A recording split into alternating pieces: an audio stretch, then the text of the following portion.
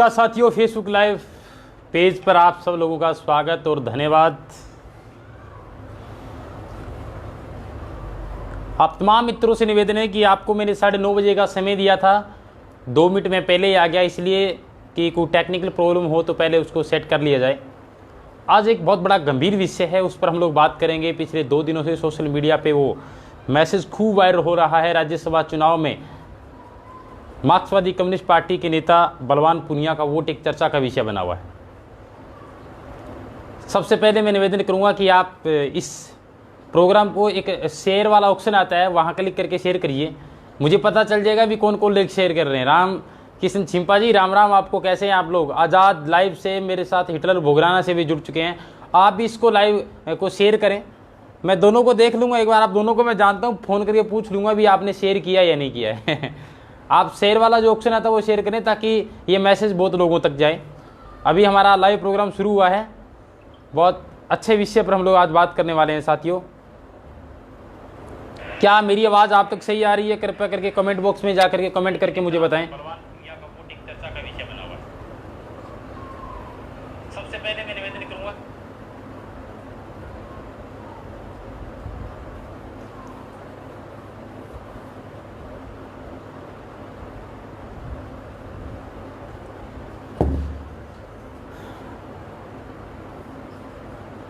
राम राम भाई सब लोगों को। जितने भी मेरे साथी जुड़ चुके हैं, आप सब लोगों का इंतजार रहेगा। अभी 1 मिनट बाकी है 9:30 से, तो आप 1 मिनट के अंदर एक बार शेयर जरूर करें, ताकि अपन इस चर्चा को आगे बढ़ाते हैं। सुखचैन, सुरेंद्र कुमार न्योल, बहुत सारे साथी मेरे साथ लाइव प्रोग्राम में जुड़ चुके हैं।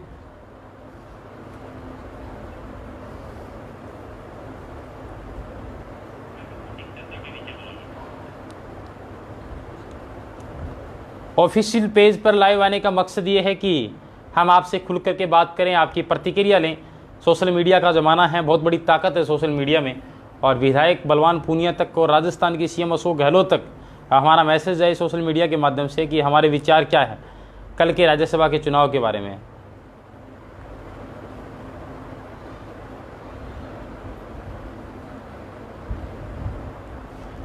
मित्रों, शुरुआत करते हैं राज्यसभा चुनाव को लेकर के। सबसे पहले तो आप सब लोगों को पता होना चाहिए, राज्यसभा का जो चुनाव है, बहुत सारे ऐसे साथियों का फ़ोन आ रहा था कि यार ये चुनाव किस चीज़ के चुनाव है। तो आपको बता देता हूं कि एक लोकसभा होता है, एक राज्यसभा होता है। जो समझदार लोग हैं, जो राजनीति के लोग हैं, वो अच्छे से इस बात को समझते हैं। लोकसभा का चुनाव है वो एक अस्थायी चुनाव होता है, राज्यसभा का चुनाव वो स्थायी चुनाव होता है। और इनका कार्यकाल वो 6 वर्ष कर, इनकी 2 साल बाद में उनका 2 सदस्य 3 सदस्य जो रिजाइन देते हैं, जो रिटायरमेंट होता है उनका, उसके बाद उनकी जगह नए सदस्य चुने जाते हैं, विधायकों के वोट किए जाते हैं, यानी कि विधायक है वो वोट डालते हैं। हाल ही के अंदर राजस्थान में चुनाव हुए हैं 3 सीटों को लेकर के, जिसमें से एक बीजेपी जीती है और एक कांग्रेस जीती है। नहीं सॉरी, एक बीजेपी और 2 कांग्रेस पार्टी। संजय ढिल, कृष्ण कुमार नाई, आप तमाम मित्रों का बहुत बहुत स्वागत। माफ़ी चाहूँगा, आपका मैं रिप्लाई नहीं कर पाऊँगा, लेकिन आपसे गुजारिश है कि इस प्रोग्राम को ज़्यादा से ज़्यादा शेयर करें। आप अपनी प्रतिक्रिया कमेंट बॉक्स में दे सकते हैं, समय मिलते मैं आपको रिप्लाई जरूर करूंगा। चुनाव का नतीजा आ गया है साथियों, जिसमें से कांग्रेस सरकार ने अपने 2 उम्मीदवार को 125 मत दिला करके विजय बना दिया। वहीं बीजेपी की अगर मैं बात करूं तो बीजेपी के भी एक कैंडिडेट है वो राज्यसभा सांसद बनने में कामयाब हो गए। लेकिन इस बीच राजस्थान के अंदर 200 विधायकों में से सबसे ज़्यादा अगर कुछ चर्चा का विषय बना तो ये बना कि भारत के राजस्थान राज्य के 2 ऐसे विधायक, कॉमरेड गिरधारी लाल मैया डूंगरपुर के और भादरा के विधायक कॉमरेड बलवान पूनिया का अगर मैं बात करूं, तो मीडिया में लगातार ये बात सुर्खियां बना रही थी कि बाड़ाबंदी हो गई है, कांग्रेस के विधायक एक जगह इकट्ठे हो गए हैं, बीजेपी के विधायक एक जगह इकट्ठे हो गए हैं, कहीं कांग्रेस वाला विधायक को बीजेपी में न चला जाए, खरीद फरोश वाली बात न हो जाए, इसलिए सब विधायकों को इकट्ठा कर लिया गया था कि राज्यसभा चुनाव से पहले पहले सबके दिल और दिमाग में ये बात कंफर्म हो जानी चाहिए कि संगठन को तोड़ना नहीं है। आपको बता देते हैं कि विधानसभा चुनाव के अंदर कांग्रेस को मुश्किल से बहुमत मिला था और निर्दलीय और आरएलपी और मार्क्सवादी कम्युनिस्ट पार्टी के विधायकों के साथ साथ अन्य जो विधायक चुने गए थे और 6 विधायक बहुजन समाज पार्टी के थे, जिनके बदौलत आज कांग्रेस है वो बहुमत के साथ खड़ी है। और अशोक गहलोत के मन में बार बार एक ही बात सता रही थी कि मध्य प्रदेश के अंदर जो ज्योतिरादित्य सिंधिया ने जो किया है 20 विधायकों को लेकर के बीजेपी को ज्वाइन करना, वाकई एक बहुत अचंभे वाली कहानी थी उसके लिए। कहीं ऐसा राजस्थान में न हो जाए। सतर्क थे सचिन पायलट और अशोक जी गहलोत कि हमारे विधायकों के साथ ऐसा ना हो जाए, कहीं ऐसा ना हो कि कोई प्रलोभन देकर के हमारे विधायकों को तोड़ने का काम करे। तो बाड़ाबंदी के अंदर सिर्फ 2 विधायकों को छोड़ करके लगभग विधायकों का नाम दिया जा रहा था।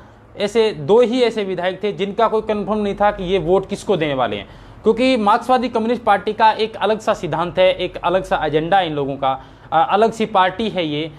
43 साल के बाद प्रिंट मीडिया के रिपोर्ट के मुताबिक 43 साल के अंदर, देश की आज़ादी के 70 साल के बाद 43 साल ऐसे चले गए कि भारतीय मार्क्सवादी कम्युनिस्ट पार्टी का कोई भी विधायक बीजेपी और कांग्रेस के लीडर को वोट नहीं किया। लेकिन 4 दिन पहले एक मीडिया के माध्यम से मैसेज वायरल होता है सीताराम येचुरी का कि हमारा ना तो कांग्रेस से संबंध है ना बीजेपी से, ये दोनों पूंजीपति पार्टियां हैं और पूंजीपति पार्टियों का हमेशा के लिए कोई ताल्लुकात नहीं है मार्क्सवादी कम्युनिस्ट पार्टी का। हमारा संविधान अलग है, हमारा एजेंडा अलग है और हमारी वो पार्टी है जो आम वर्ग से लेकर के किसान वर्ग तक की लड़ाई लड़ती है, तो हमारा इससे कोई ताल्लुकात नहीं है। लेकिन अचानक क्या होता है कि अशोक जी गहलोत का मैसेज जाता है सीताराम जी येचुरी के पास, राष्ट्रीय महासचिव के पास सीपीएम के, और आदेश दिया जाता है दोनों विधायकों को, सूत्रों के हवाले से जहाँ तक खबरें मिल रही है कि आप अपनी मर्जी से वोट डाल सकते हैं। लेकिन इस बीच जब मीडिया से रूबरू होना पड़ा कामरेड विधायक बलवान पूनिया को, तो उन्होंने ऐसा समझिए कि बाईपास निकल गए, ये सब बोलते हुए कि मैंने वर्तमान की केंद्र के अंदर जो हो रहा है, चाहे वो चीन आंख दिखा रहा है भारत को या फिर पाकिस्तान दिखा रहा है, और पीछे ट्रंप का जब दौरा हुआ था तो राजस्थान के 200 विधायकों में से एकमात्र ऐसे विधायक थे बलवान पूनिया जिन्होंने ट्रंप का विरोध किया था कि ये पूंजीपति लोग हैं, इनका हम लोग विरोध करते हैं। बैनर तले इन्होंने विरोध भी किया था। तो बलवान पूनिया ने मीडिया से रूबरू रहते ये कहा कि हमारी लड़ाई वर्तमान में है वो केंद्र सरकार के साथ है। यानी उनका साफ साफ संकेत था कि मैं जो वोट डाल के आया हूं वो कांग्रेस पार्टी को दे के आया हूं, क्योंकि केंद्र के अंदर तो बीजेपी की पार्टी है और बीजेपी को वोट डालना उनके लिए बिल्कुल भी नागवार गुजरा। इसलिए क्योंकि कांग्रेस के सीएम गहलोत द्वारा यह प्रस्ताव पार्टी में ले लिया गया था कि मार्क्सवादी कम्युनिस्ट पार्टी के जो दोनों विधायक वो हमारी पक्ष में आने वाले हैं, चाहे किसी भी कीमत पर उनसे बात करनी पड़े, और ये होना भी चाहिए था। अब आप लोगों को चुनना है इस डिबेट का माध्यम क्या है, हमारा ये हमने भूमिका तैयार क्यों की है कि क्या सोशल मीडिया के माध्यम से जो लोग उनके पार्टी के जो लोग पोस्ट कर रहे हैं, कुछ एक विरोधी पोस्ट कर रहे हैं कि बलवान पूनिया ने गलत किया है, सही नहीं किया है, कांग्रेस के साथ जाने की क्या जरूरत थी, तो क्या वो बीजेपी के साथ जाते या फिर वो वोट न डालते, क्योंकि लोकतंत्र का आप लोग भी हिस्सा है और बलवान पूनिया भी हिस्सा है। और लोकतंत्र को मजबूत बनाने के लिए बाबा साहब अम्बेडकर ने संविधान के अंदर वोट डालने का अधिकार है, वो बहुत प्रमुखता से उनको दिया है कि आप वोट डाल करके लोकतंत्र को मजबूत कर सकते हैं, लोकतंत्र की सीढ़ियों को मजबूत कर सकते हैं। कैसे लोकतंत्र को बचाना है यह अपने आप में डिपेंड करता है एक वोट डालने पर। और राज्यसभा का चुनाव एक बहुत इंपॉर्टेंट चुनाव होता है और उसमें चुने हुए विधायकों को वोट डालना होता है। मान लीजिए कांग्रेस सभी 100 विधायकों के साथ बहुमत में है और अचानक उनको 125 का आंकड़ा मिल जाता है, तो ऐसा लग रहा है कि जैसे राजस्थान के अंदर सीएम अशोक गहलोत से लोग बहुत ज्यादा सेटिस्फाई है, संतुष्ट भी है। अब अपन बात इस विषय को लेकर के करते हैं। एक नंबर पे बात ये करते हैं कि भादरा विधायक बलवान पूनिया ने कांग्रेस पार्टी को वोट क्यों दिया। अब आप शायद इस बात को सुन रहे होंगे और सुनकर के ये विचार भी कर रहे होंगे कि नहीं हमारा क्वेश्चन से पहले पत्रकार को जवाब देते। लेकिन जहां तक मेरी सोच है, जहां तक मैंने ये आकलन किया, मैंने इस वोट के बारे में समीक्षा की, अपने आप को एक आत्ममंथन किया है, तो मुझे लगता है कि मार्क्सवादी कम्युनिस्ट पार्टी का शायद सिद्धांत और संविधान इनके विपरीत हो, लेकिन वर्तमान की राजनीतिक व्यवस्था को देखते हुए, राज्य सरकार की नीतियों को देखते हुए बलवान पूनिया ने जो फैसला लिया है वो बिल्कुल सही फैसला लिया है। अब आपके मन में आएगा कि बलवान पूनिया ने सही फैसला कैसे लिया है। बलवान पूनिया ने सही फैसला ऐसे लिया है कि भादरा विधायक बलवान पूनिया पिछले 15 सालों से संघर्ष करते आ रहे थे, हर बार चुनाव लड़ रहे थे, पीछे 10 साल बीजेपी के विधायक थे। मैं आपको बताना चाहूँगा, जो विधानसभा सत्र लागू हुए और बलवान पूनिया ने जिस शक्ति के साथ जो आवाज़ उठाई है, राजस्थान के सीएम गहलोत ने एक बात मैंने नोटिस की है कि बलवान पूनिया और कॉमरेड गिरधारी लाल मैया की बातों को उन्होंने विशेष तवज्जो दिया है। एक ITI गवर्नमेंट कॉलेज खोलना एक बहुत बड़े लेवल की बात है, जो नौर में नहीं है, बहादरा में है, राउछर में नहीं है। ये बहुत बड़ी बात अपने आप में। दूसरी बात ये कि बलवान पूनिया ने ये समर्थन जो दिया है, राज्यसभा को वोट डालने का जो समर्थन दिया है, इनके पीछे एक बात और भी सोचनी पड़ेगी। नौर के अंदर NDB गवर्नमेंट कॉलेज बना है, उसके बाद दूसरे नंबर पे विधायक बलवान पूनिया को मैं भी श्रेय देना चाहूंगा कि भादरा के अंदर भी राजकीय महाविद्यालय बनने जा रहा है। ये भी बिना कांग्रेस की सहमति के बिना नहीं हो सकता। और मैं आपको बता देता हूं कि कांग्रेस की सरकार आते ही अगर चाहे तो कांग्रेस सीएम अशोक गहलोत ये भी कह सकते हैं कि हर एक विधानसभा के अंतर्गत जो हम लोग चाहेंगे वो हमारे कर्मचारी कार्यरत रहेंगे अपने अपने क्षेत्र के अंतर्गत। लेकिन बलवान पूनिया एक ऐसे विधायक है जो विधानसभा में मांग को उठाते उठाते अपने अधिकारियों को कोसने में भी टाइम नहीं लगाते हैं। ये हमने बहुत सारे सोशल मीडिया के माध्यम से इनकी आवाज़ को बुलंद करते हुए देखा है। हालांकि मैं कोई उनका विशेष समर्थक नहीं हूँ, एक पत्रकार होने के नाते, एक युवा पत्रकार होने के नाते, आप लोगों का भाई होने के नाते इस बात को गहराई से सोचने के लिए मैं भी मजबूर हो गया कि बलवान पूनिया की जो पार्टी है वो सिद्धांतवादी पार्टी है, मार्क्सवादी कम्युनिस्ट पार्टी का जो सिद्धांत है हटके हैं। ये लोग समझौते में विश्वास नहीं करते। लेकिन दरअसल केंद्र सरकार की नीतियों, राज्य सरकार की नीतियों को हम लोग गहराई से बात करें तो राज्य सरकार इस समय बेहतर काम कर रही है।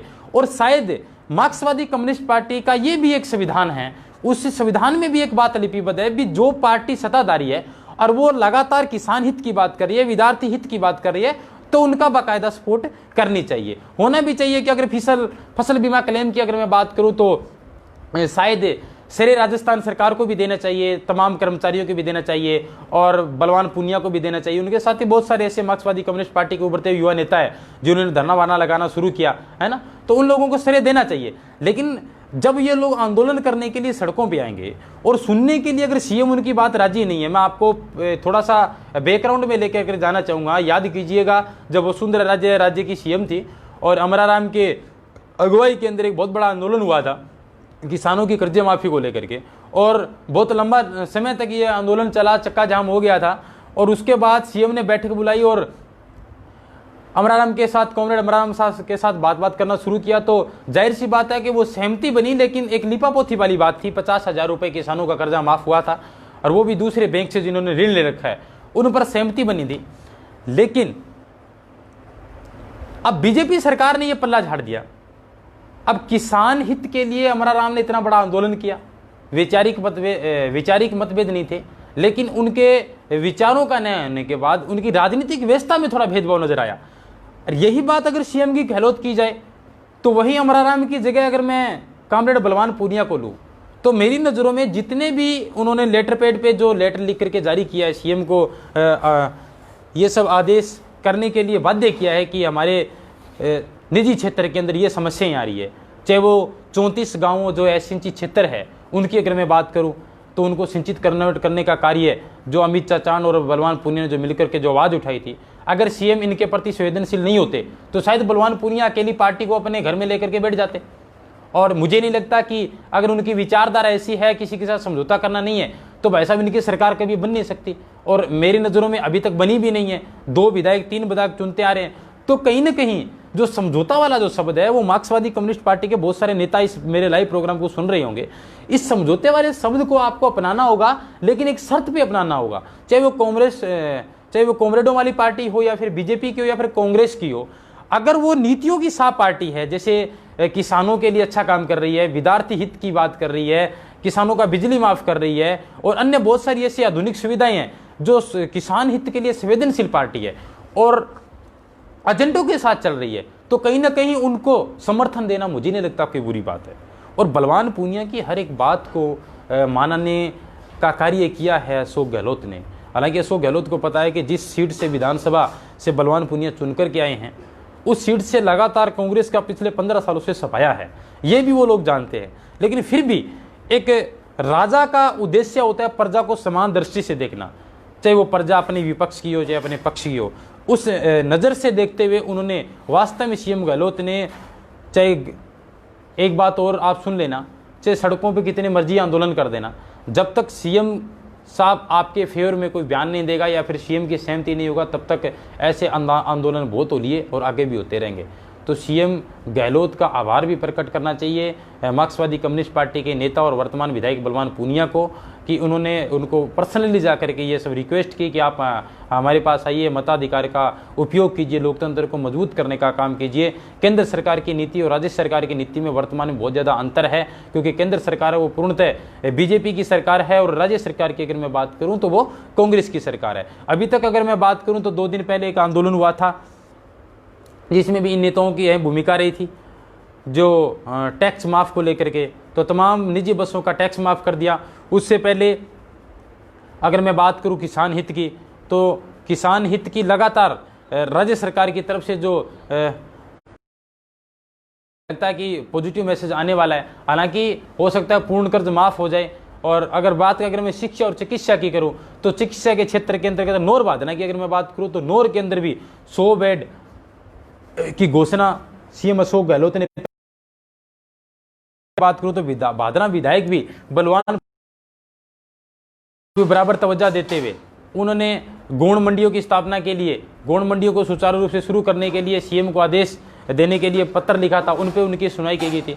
तो कहीं ना कहीं मुझे नहीं लगता कि बलवान पूनिया ने ये कदम गलत उठाया है। बिल्कुल सत्ताधारी पार्टी के पक्ष में अगर उनके एजेंडे साफ है, उनकी नीयत साफ है और वास्तव में अपने हित के लिए कार्य कर रही है तो उनको समर्थन देना चाहिए, खुले हाथों से देना चाहिए, दोनों हाथों से देना चाहिए। सोशल मीडिया के माध्यम से जो लोग इस बात को लेकर के नाराजगी प्रकट कर रहे हैं कि मार्क्सवादी पार्टी का सिद्धांत कुछ अलग है, ये लोग तो चमचागिरी करके अपना वोट डाल के चले आए। राजनीति पार्टी के अंदर जो लोग बैठे हैं उनसे अगर आप मिलकर के काम नहीं करोगे, उनकी सहमति से अगर वो काम नहीं करोगे तो अपने विधानसभा का विकास नहीं कर पाओगे। जाहिर सी बात है कि विधानसभा क्षेत्र की अगर मैं बात करूं तो विधानसभा का एक नियमित टारगेट होता है, कोटा होता है, चाहे वो 2 करोड़ सालाना हो या फिर 5 करोड़ सालाना हो। उससे बढ़कर अगर हम लोगों को कोटा लेना है तो वो राज्यसभा सांसदों की जरूरत पड़ेगी। 1 मिनट लाइट चली गई है भाई, ऑन कर लो। राज्यसभा सांसदों की जरूरत पड़ेगी और राज्यसभा का कोटा भी इस्तेमाल करना पड़ेगा हम लोगों को, सांसद की बात भी सुननी पड़ेगी। तो राजनीति एक अलग चीज़ है। जब राजनीति होने से पहले जब लोग वोट मांगने के लिए आते हैं तो जाहिर सी बात है कि चुनाव को लेकर के, रणनीतियों को लेकर के अपने मतभेद होते हैं, न कि वोटों को लेकर के, रणनीतियों को लेकर के मतभेद होते हैं। तो निश्चित तौर से कहा जाए तो बलवान पूनिया ने मेरी नज़रों में बहुत अच्छा ये कदम उठाया है। और बलवान पूनिया अगर मेरी बात सुन रहे हैं तो मैं आपको कहना चाहूँगा कि इसी तरीके से सरकार के साथ मिलकर के अच्छा से काम करिए। अपने इलाके का विकास करना है तो जरूर एक तथाकथित मीडिया और गोदी मीडिया की बातों के बहकाव में न आते हुए, बहुत सारे ऐसे मीडिया के जो लोग हैं जो मतलब क्या है कि अभी उनका ज़मीर जिंदा है तो बात की बात कहने वाले लोग हैं। कड़वा सत्य ये कि आप अगर सरकार के साथ मिलकर के काम नहीं करोगे तो आपका विकास है वो अधूरा रह जाएगा। जनता आपकी कब तक सपोर्ट करेगी? आप अपने इतिहास के पन्नों में जाकर के देखिए कि मार्क्सवादी कम्युनिस्ट पार्टी का राजस्थान का क्या इतिहास रहा है, शुरुआती इतिहास क्या रहा है और बाद का इतिहास क्या रहा है। और बस फर्क इतना था कि उन लोगों ने कमेंटमेंट करके वो लोग नहीं चले। हमारा सब लोगों का उद्देश्य क्या है? हम लोगों का उद्देश्य ये है कि किसान हित के लिए लड़ाई लड़ी जाए, किसान के साथ अन्याय ना हो, किसान को फिसल बीमा क्लेम है वो बिल्कुल प्रॉपर मात्रा में मिलना चाहिए। किसान के अंदर जो बिजली का जो भंडारण है, जो लोग अपने खेतों में सिंचाई के लिए पानी का इस्तेमाल करते हैं, जो नियमित मात्रा में है, उनको पूरा और बढ़ाया जाए, उनका क्षेत्रफल बढ़ाया जाए, उनको किसानों को सस्ती से सस्ती बिजली देने का प्लान किया जाए। इस तरीके की बातों को विशेष रूप से राज्य सरकार के निर्देशानुसार आप उनके कानों में डालते रहिए। उम्मीद करते हैं कि आपका हमारा लाइव टेलीकास्ट प्रोग्राम जरूर पसंद आएगा। लाइट की कटौती अभी भी जारी है और इस लाइट कटौती पर मैं आपको विशेष सजेशन दे देता हूँ। जितने भी मेरे व्यूअर्स हैं, दर्शक हैं, सोशल मीडिया के माध्यम से आजकल हर एक इंसान के लिए लिखना बहुत आसान हो गया है कि कांग्रेस के साथ शायद बिजली का बहुत बड़ा घनिष्ठ संबंध है। हालांकि मैं कांग्रेस का कोई प्रवक्ता नहीं हूँ, कांग्रेस पार्टी मेरी कोई ददालाई पार्टी नहीं है। जो सही है वो सही कहूँगा, गलत है उसको गलत कहूँगा। फिर